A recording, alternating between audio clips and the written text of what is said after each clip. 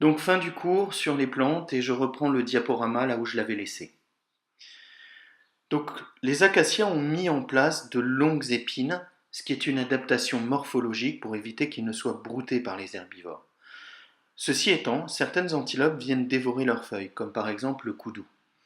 Dès qu'elles sont broutées, des tanins sont produits rendant plus amères les feuilles.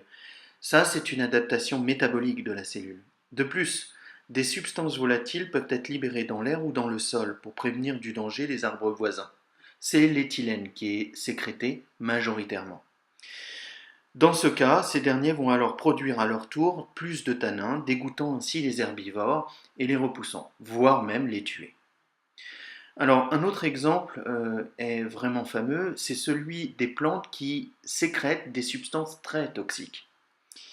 Donc, dans ces substances très toxiques, comme le ricin par exemple, des alcaloïdes puissants sont sécrétés, tels que l'atropine, la hyoscyamine, le curin, la strychnine, la cocaïne, ou la digitaline même chez la digitale.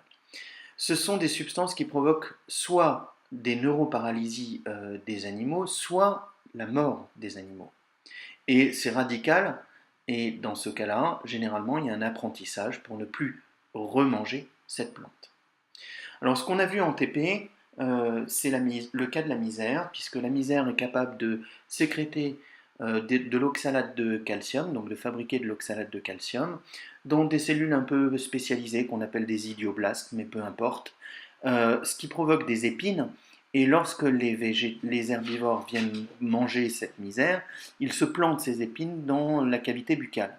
Du coup, ne recommence pas. Le cas de la lavande, c'est autre chose, c'est plus pour contrer en fait les attaques bactériennes, puisque notamment vous avez des cellules en surface de l'épiderme qui sont appelées des trichomes, ce sont des poils, et puis des glandes sécrétrices d'huile essentielle, et ces huiles essentielles vont permettre de tuer les bactéries qui voudraient s'implanter sur les feuilles de lavande ou même sur les fleurs, puisque les fleurs sont dotées des mêmes structures. Donc ça, c'est ce que vous avez vu en TP, qui sont deux exemples de défense et qui font partie d'ECE qui sont intégrés à la banque actuelle que vous pourriez avoir. Les moyens de défense sont extraordinaires chez les plantes, puisque effectivement, on est capable à peu près de trouver tous les mécanismes de défense. Mais vous en connaissez quelques-uns. Bien sûr, les épines pour les effets mécaniques, mais vous avez par exemple aussi des cellules qui vont posséder aussi des glandes urticantes, comme par exemple les orties. Bref, on a une multitude d'actions possibles de défense chez les plantes. Parlons maintenant de la reproduction chez les angiospermes. Alors tout d'abord, il faut connaître la fleur. Donc la fleur, c'est l'organe reproducteur qui permet la production des gamètes et qui les protège. C'est une invention absolument géniale chez les plantes à fleurs, puisque c'est ce qui va permettre leur évolution fulgurante. Alors qu'est-ce qu'on reconnaît? On reconnaît effectivement qu'il y a 4 verticilles, sépales, pétales, étamines, carpelles, que vous avez déjà appris en TP. Mais ce qui importe, c'est aussi derrière quels sont les vrais organes reproducteurs. Donc vous avez le pistil, d'un côté, qui est l'organe reproducteur femelle, où vous aurez le stigmate, le style, les ovaires. Alors les ovaires, c'est les carpelles, c'est la même chose. Et dans ces carpelles, vous avez les ovules. Et puis vous avez aussi la partie mâle. La partie mâle, ce sont les étamines. Les étamines sont composées d'un filet et d'anthères. En fait, les anthères contiennent 4 sacs polliniques que vous avez pu observer lorsque vous avez étudié la génétique. Ces 4 sacs polliniques produisent les grains de pollen et ces grains de pollen vont arriver à maturité justement à un moment donné où les deux cellules seront bien formées dans le grain de pollen, puisqu'un grain de pollen possède deux cellules, une génératrice et une végétative.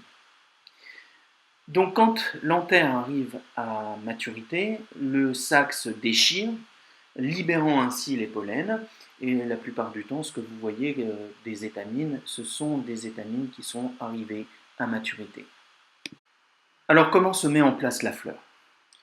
Le développement de la fleur est sous le contrôle de 3 gènes homéotiques dont le modèle explicatif est un modèle de 3 groupes de gènes notés A, B, C. D'abord, le gène A se met en place, permettant la fabrication des sépales. Puis le gène A et B mettent en place les pétales. Le gène A alors s'inactive. Le gène B continue avec l'activation du gène C, ce qui met en place les étamines.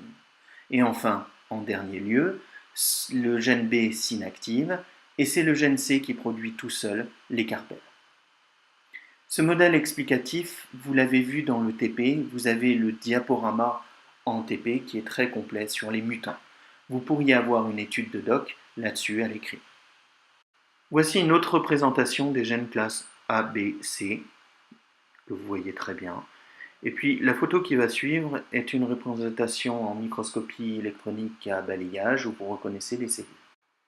Alors favoriser la fécondation croisée, c'est diversifier les végétaux.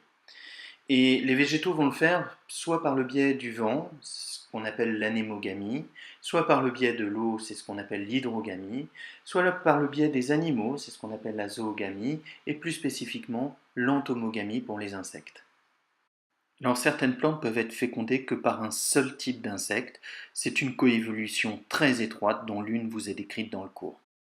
Alors comment se déroule la fécondation? En fait, vous avez des grains de pollen qui vont se déposer sur le stigmate et une reconnaissance très étroite va s'effectuer. Ce qui fait que seuls les grains de pollen appartenant à l'espèce vont pouvoir germer. À ce moment-là, un tube pollinique est créé par la cellule végétative qui va creuser et forer jusqu'à l'ovule. Ainsi, le spermatozoïde, c'est-à-dire la cellule génératrice, sera mis en contact directement avec l'ovule. Une graine pourra naître de cette union et de cette fécondation. Ainsi, la graine est formée. Cette graine, comme vous pouvez le voir sur la photo, présente ici un embryon qui a une partie rouge qui est le radicule et la partie jaune le plantule. Différentes disséminations ont été adoptées par les plantes à fleurs, ainsi soit un effet mécanique, direct, tel que le spartier, ou alors transport par l'eau, on parlera d'hydrocorie, noix de coco par exemple, ou alors par le vent, comme les graines de pissenlit que vous connaissez, mais aussi les graines d'érable, ou alors la zoocorie, transport par les animaux, tels que la bardane qui s'accroche très très bien au pull par exemple, ou au et enfin les fruits qui sont la méthode la plus utilisée pour disséminer en fait ces graines. Elles sont mangées, mais le pouvoir germinatif est activé. Donc dans le film qui suit, je vais vous présenter quelques disséminations mécaniques un peu exceptionnelles. D'abord la fleur de violette. La fleur de violette, c'est particulier. Elle s'ouvre, elle se dessèche, et en même temps qu'elle se dessèche, les graines sont éjectées petit à petit. Vous allez avoir un ralenti derrière.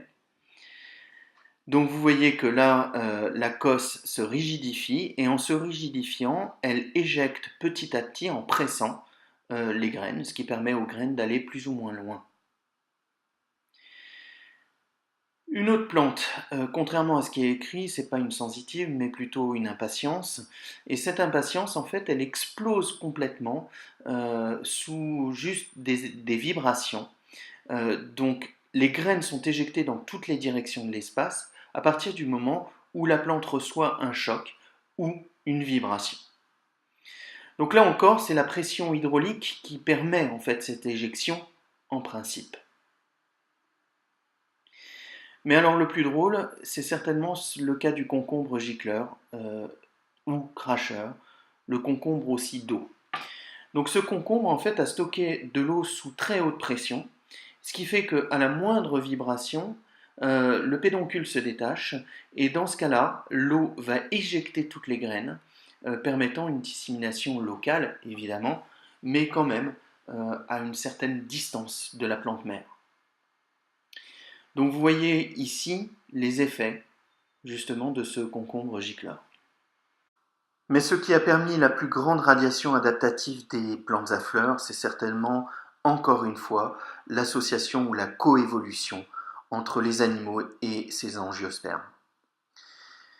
En effet, quand on regarde ne serait-ce que la dissémination, on voit qu'il y a un effet mécanique, certes, mais qui ne peut pas envoyer très très loin les graines. Le vent peut les transporter plus loin, mais le meilleur transport sera assuré par les animaux, soit par les graines qui s'accrochent, soit par les fruits qui sont ingérés. D'ailleurs, ces fruits ingérés permettent de lever le pouvoir germinatif des graines. Ainsi, en conclusion, les plantes à fleurs apparaissent certainement comme les organismes les plus adaptés ou les mieux adaptés sur Terre, puisqu'ils ont su, à la fois pour croiser leur fécondation, s'associer aux animaux, mais aussi pour disperser leurs graines. On se rend compte que l'adaptation des angiospermes est quelque chose de remarquable et on n'a pas fini de s'étonner de ces plantes.